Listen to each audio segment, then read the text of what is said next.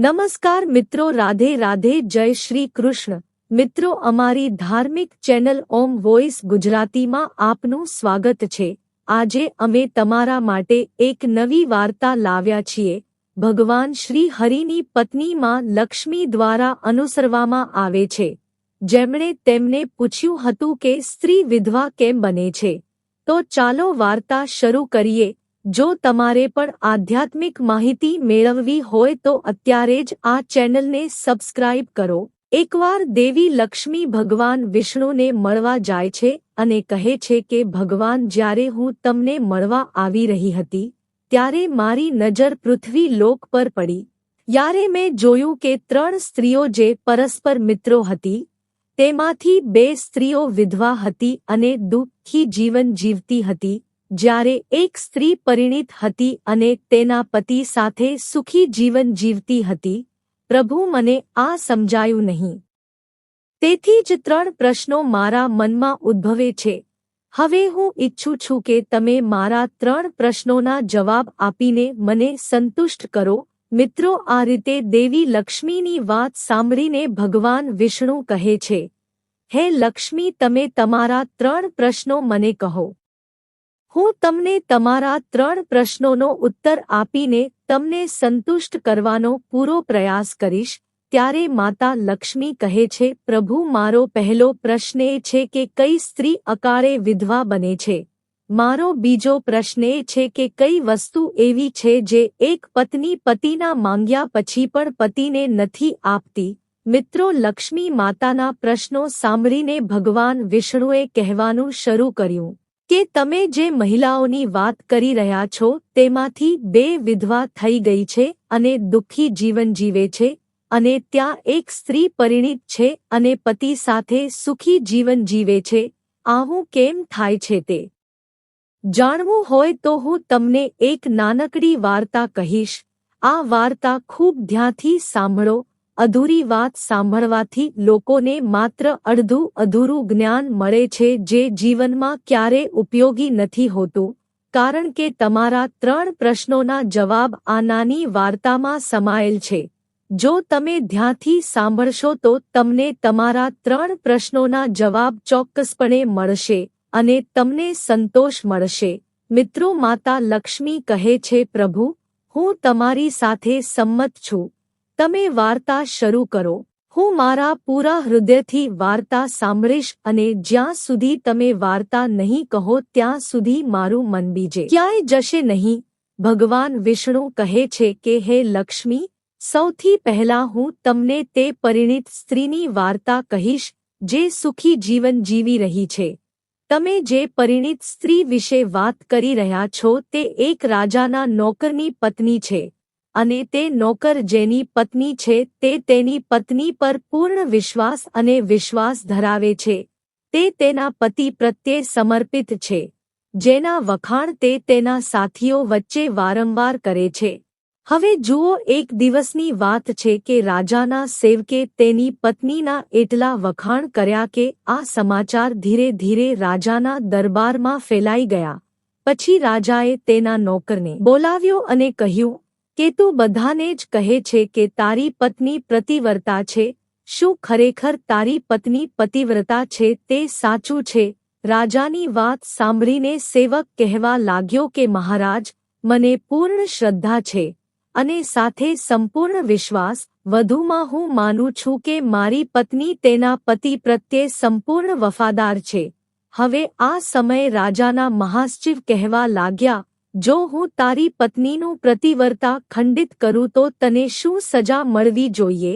ત્યારે નોકર બોલ્યો, જો તમે મારી પત્નીનું પાલનહાર વ્રત તોડશો તો તમે મને ફાંસીની સજા આપજો, અને જો તમે મારી પત્નીનું અતિવ્રતા વર્તના ખંડિત કરી શકો તો તમને શું સજા મળવી જોઈએ? પછી રાજાએ કહ્યું કે મંત્રીને પણ ફાંસીની સજા આપવામાં આવશે। ત્યારે મંત્રીએ રાજાની આ વાત સ્વીકાર કરી લીધી અને સેવકને પૂછ્યું કે એવી કઈ વસ્તુ લાવું જેથી તમે માનો કે હું તમારી પત્નીનો ધર્મ તોડવામાં સફળ થયો છું। પછી નોકરે કહ્યું, મંત્રી, જો તમે મારા ઘરે જાઓ અને મારા ઘરે જઈને મને મારા વિવાહના સમયે મને પટકા અને એક કતાર મળી હતી. એ મારી પત્નીએ બહુ કાળજીપૂર્વક સંભાળીને રાખ્યું છે, જે લગ્નની નિશાની ગણાય છે. જો તમે પટકા અને કતાર લાવીને મને બતાવો તો હું સ્વીકારીશ કે તમે મારી પત્નીનું પતિવ્રતા ધર્મ તમે નષ્ટ કર્યું છે. હવે શરત સ્વીકાર્યા પછી મંત્રી એક શહેરમાં જાય છે અને એક સ્ત્રી સાથે જઈને મળે છે. એ સ્ત્રી દરેકને એકબીજા સાથે ઝઘડા કરવામાં માહિર હોય છે, જે કામ કોઈ ના કરી શકે, પરંતુ તે સ્ત્રી એવા કામ કરવામાં સક્ષમ હતી. પછી આ રીતે તે મંત્રીએ પોતાના સ્વાર્થ માટે તેને બોલાવી અને કહ્યું કે જુઓ, આ નામનો એક વ્યક્તિ છે, મારી તેની સાથે શરત છે. અને પછી તેણે તેને શરત વિશે બધું કહ્યું. મંત્રીએ કહ્યું કે તમે ગમે તે કરીને તે સેવકની પત્ની સાથે મારો સંપર્ક કરાવી દે. તું કહીશ એટલું ધન આપીશ, હું તમને જોઈએ તેટલા પૈસા આપીશ. આ રીતે મંત્રીની વાત સાંભળીને તે સ્ત્રી કહેવા લાગી કે ભાઈ, તું જે સ્ત્રીની વાત કરી રહ્યો છે તેની વાત ન કરીશ, કારણ કે તે સ્ત્રી સંપૂર્ણપણે પ્રતિવર્તા છે. તારા તરફ થૂંકશે પણ નહીં અને તમારું મોઢું પણ નહીં જોવે, અને તેના પરિવારના સભ્યો ખતરનાક છે, તારી ચામડી ઉતારી નાખશે. તેથી મંત્રીએ કહ્યું, ઠીક છે, જો તમે મને તેની સાથે સંપર્કમાં ન લાવી શકો તો મારું એક કામ કરો, તેના ઘરે જઈને પટકા અને કતાર ચોરી કરીને લઈ આવો. અને જો તેની પત્નીના પ્રાઇવેટ પાર્ટ પર કોઈ નિશાન હોય તો નિશાન પણ તું દેખીને મને કહેજે. પછી તમે જે માગશો તે હું તમને ઇનામ આપીશ. આ વાત તે સ્ત્રીના સમાજમાં આવી ગઈ અને કહ્યું, ઠીક છે, હું તમારું કામ ચોક્કસ કરીશ. નોકર શહેરમાં રહેતો હતો. તે સ્ત્રી નોકરના ઘરે જાય છે અને નોકરના જઈને તેની પત્નીને કહે છે, દીકરી, હું તારા પતિની ફોઈ છું, ઘણા વર્ષો પછી હું અહીં આવી છું. ત્યારે તે નોકરની પત્નીએ કહ્યું, મેં તમને અત્યાર સુધી ક્યારે પણ જોયા નથી, એટલા માટે તમને ઓળખી શકી ન હતી. અને આ રીતે તે સેવકની સમર્પિત પત્નીએ તે સ્ત્રીને ઘણું માન આપ્યું. પણ તેને શું ખબર હતી કે તે તેને છેતરવા આવી છે. હવે ભગવાન વિષ્ણુ કહે છે કે લક્ષ્મી આ રીતે તે સ્ત્રી સેવકના ઘરમાં 2 દિવસ સુધી રોકાઈ હતી. જ્યારે તે સ્ત્રી સ્નાન કરવા લાગી ત્યારે દ્યુતિએ ઊભી થઈને તે સમર્પિત સ્ત્રીની કમર ઘસવાનું શરૂ કર્યું. તે સમર્પિત સ્ત્રીએ ઘણી ના પાડી, તેમ છતાં તેણીએ ના પાડી. તેણીએ સંમતિ આપી અને કહ્યું, હું તને વધુ પ્રેમ કરું છું મારી દીકરી કરતાં, તેથી ના પાડશો નહીં. હું તમને ઘણા સમય પછી પહેલીવાર મળી છું.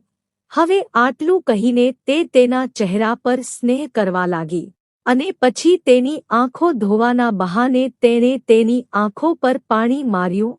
સમર્પિત મહિલા, અને તેને લાગ્યું કે મહિલાની આંખો બંધ છે.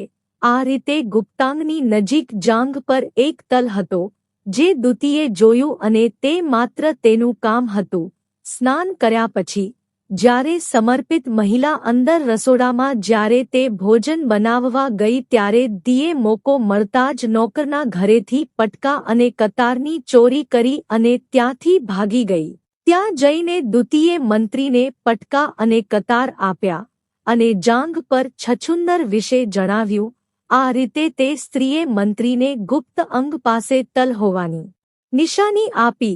પછી એ મંત્રીએ તે સ્ત્રીને હું માગ્યું ઇનામ આપ્યું અને પછી દરબારમાં ગયો અને રાજાને કહ્યું, મહારાજા, મેં સેવકની પત્ની સાથે 2 દિવસ વિતાવ્યા છે અને તેના હાથમાંથી આ પટ્ટો અને કતાર લાવ્યો છું. પછી રાજાએ દરબાર યોજીને નોકરને બોલાવ્યો અને મહામંત્રીને સભામાં નોકરને પડકા અને કતાર બતાવવાનું કહેવામાં આવ્યું.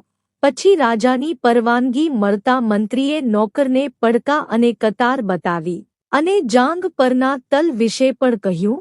સેવક સંમત થયો કે હકીકતમાં આજે મારી પત્નીએ પતિવ્રતા ધર્મ સંપૂર્ણપણે વિલીન કરી નાખ્યું. ભગવાન વિષ્ણુ લક્ષ્મી કહે છે, તો રાજાએ 15 દિવસ પછી ફાંસીનો દિવસ રાખ્યો અને કહ્યું કે નોકરને 15 દિવસ પછી ફાંસી આપવામાં આવશે. અને આમ નોકરને તેની છેલ્લી ઈચ્છા પૂછી। તેથી નોકરે કહ્યું કે હું મારી પત્નીને છેલ્લી વાર મળવા માંગુ છું। આથી રાજાએ નોકરને આદેશ આપ્યો કે ઠીક છે, તું તારી પત્નીને મળી શકે છે। પછી નોકર તેના ઘરે ગયો અને તેની પત્નીને કહ્યું કે તે મારી સાથે બહુ મોટો વિશ્વાસઘાત કર્યો છે।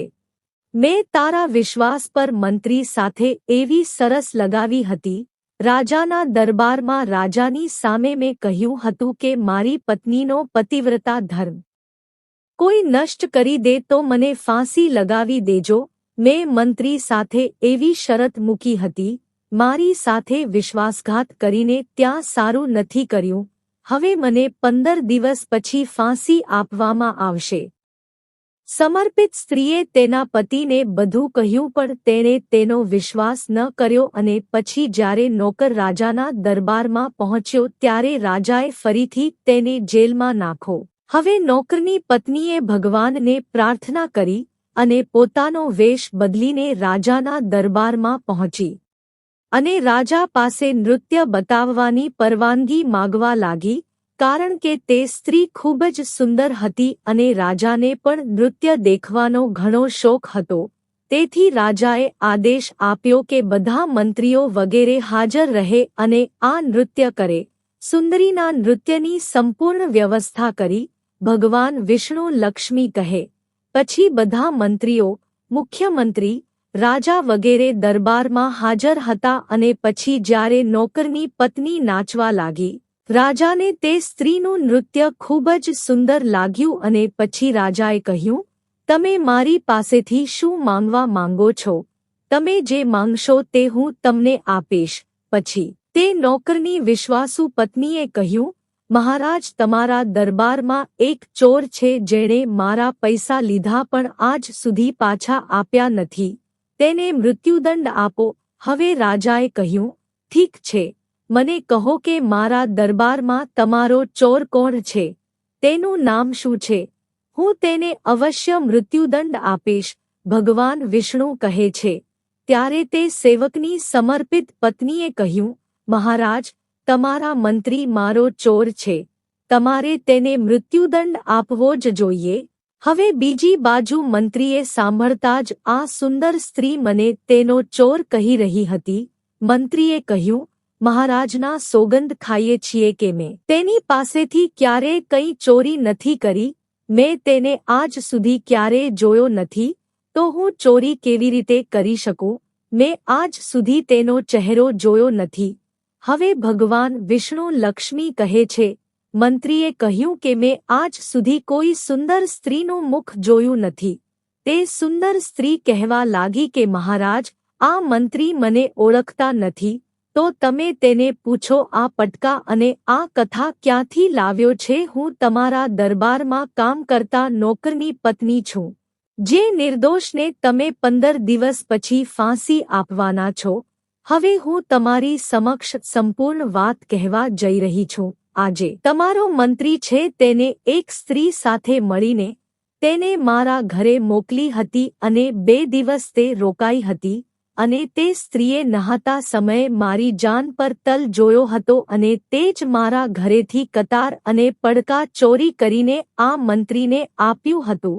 અને જ્યારે તમારા મંત્રીએ મોકલેલી દૂતી મારા ઘરે આવી ત્યારે તેણે મને કહ્યું કે તે મારા પતિની ફોઈ છે અને તે પહેલીવાર આવી છે।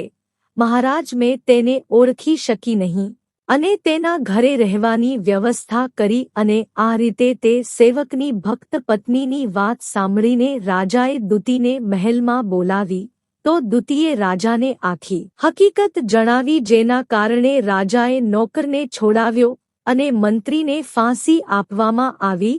ભગવાન વિષ્ણુ કહે છે, લક્ષ્મી આ પ્રકારે તે સેવકની વિશ્વાસુ પત્નીએ અંતે રાજાને કહ્યું, મહારાજ, હું મારા પતિને ખૂબ પ્રેમ કરું છું।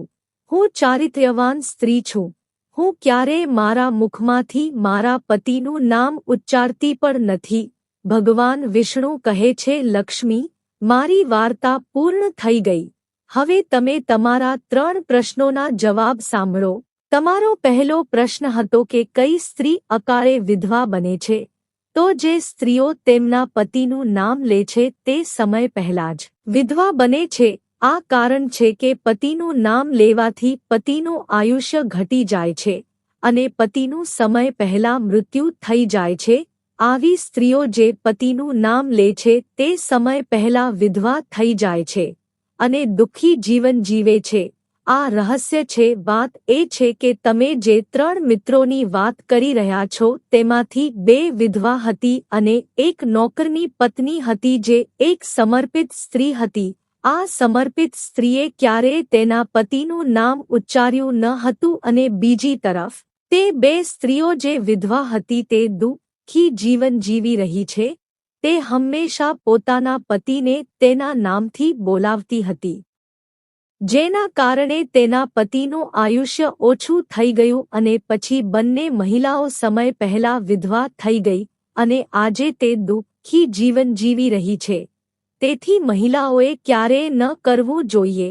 હવે તમારો બીજો પ્રશ્ન એ હતો કે કઈ સ્ત્રીને જીવનમાં ક્યારેય સુખ નથી મળતું, તો સમજી લો કે જે સ્ત્રીઓ પોતાના પતિની પરવાનગી વગર કોઈપણ તીર્થસ્થાન કે તહેવાર પર જાય છે તેમના જીવનમાં ક્યારેય સુખ નથી મળતું. આવી સ્ત્રીઓને સુખ નથી મળતું. તેઓ જીવનભર દુઃખી રહે છે અને તેમને ક્યારેય પતિનો પ્રેમ નથી મળતો. ભગવાન વિષ્ણુ કહે છે, લક્ષ્મીજી, તમારો ત્રીજો પ્રશ્ન હતો કે એવી કઈ વસ્તુ છે જે માંગ્યા પછી પણ પત્ની તેના પતિને નથી આપતી તો તે વસ્તુને દુરુપયોગ ગણો. પોતાના પતિ સાથે ક્યારેય દુર્વ્યવહાર ના કરો અને જે સ્ત્રી દુર્વ્યવહાર કરે છે તે ક્યારેય ચારિત્ર્યવાન સ્ત્રી નથી હોતી અને આવી સ્ત્રી આખી જિંદગી રડે છે. તેના જીવનમાં ક્યારેય સુખ નથી આવતું અને આવી સ્ત્રી સમય પહેલા વિધવા બની જાય છે.